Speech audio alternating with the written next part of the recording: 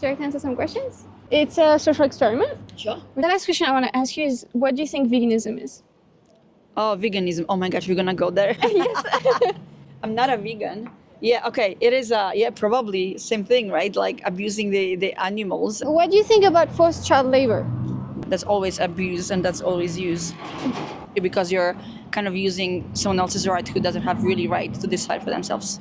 But I do have a different opinion about animals and people. While I know a lot of people who fight for the rights of animals, I'm keep people higher than animals. Whatever excuses or arguments people are gonna give, it's just ways of how we've rationalized slavery, but no argument is even worth discussing. I'm fighting for the rights of people, actually, myself, but I'm not vegan myself. Actually, I'm reducing number of meat just by educating myself what it does to planet, what it does to my body.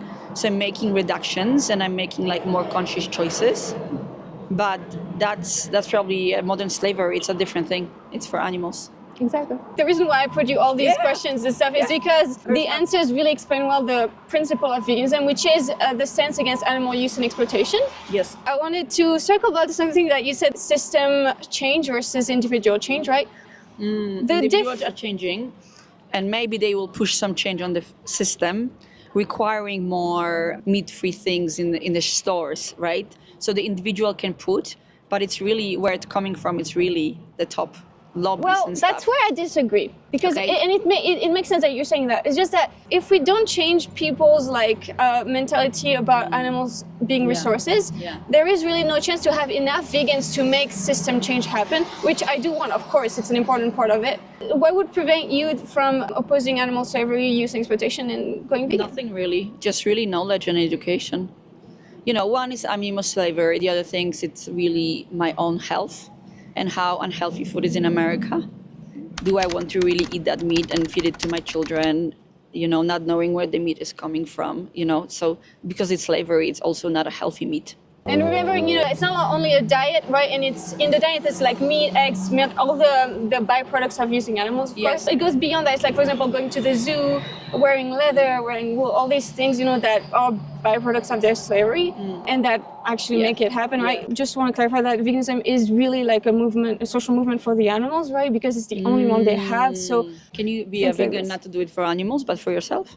Well, not really. Then you would be a plant-based person, like on a plant-based. Got it. So probably I'll be the plant-based person. But why?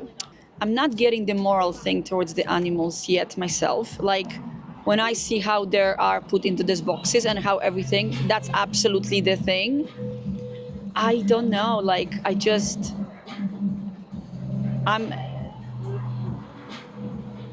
know. I don't know. So, back in the day of chattel slavery, there were welfarists and abolitionists, and the welfarists thought it was not necessary to abolish slavery if we treated slaves pleasantly and they didn't suffer too much. What do you think about that? No, that's whitewashing things. Yeah, exactly. When you try to abolish a system, someone will come up with alternative system to continue doing the system that they have. And under a different name, or it's better, but you should look at the cause and at the source of it. Is it still not paying people? Is it still keeping them? They don't have a choice. That's slavery. Like regardless of how you call it, how you change it. The slavery is slavery. So you agree as well that slavery can be in the form of owning someone else's property and using them as a commodity? Yeah, yes. Sometimes it's not really like keeping them on the leash. It sometimes could be literally using your advantage because you know that people don't really have a choice. So treating them the minimum. Exploiting them. Exploiting. And you're exploiting the situation where they're in to the max for you to benefit. And unfortunately, because you're more in power and they're more vulnerable, but they don't have They don't have a choice and they can't really leave you, right? But at the same time, they're eating as much as slaves used to eat, right? And, they don't really, they're not free people. I think it's just probably where my morality is missing a little bit and my ethical choices are missing. I'm focusing on very few things in my life that I think are morally very strong and I'm pursuing them like children. So I'm like, everyone picks their own. Yeah, but that, thing. like, I feel like what you're talking about is a very fair point when it comes to activism, like Yes, speaking up. yeah. But I feel that that's very different from actually doing something to someone else that Totally. is, hurting. Yeah. Like, for example, all of us should never hurt children. All of us should but, never like, enslave or use adopting a animals. child, it's very difficult. I have to go to the cinema. This conversation inspires me a lot. And actually, someone asked me for the first time in my life, why not? And maybe you should do it. And I had to respond to somebody, oh, I'm not a vegan and I'm maybe a plant person, and you kind of clarify that in my head. And it's like, but why not if that's the right thing to do? It hurts me nothing. It will change my life not in 2%.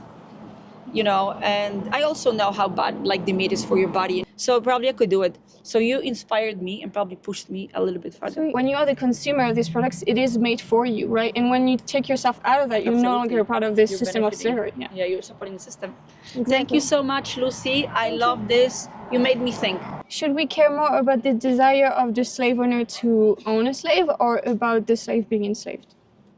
The first one, because that's the driver. If there's no need for people to possess, that's where it comes from. We can solve this slavery, but it really should be tackled in the source of it, which is people wanting to have slaves and thinking that this is acceptable, or their systems that are supporting slaveries.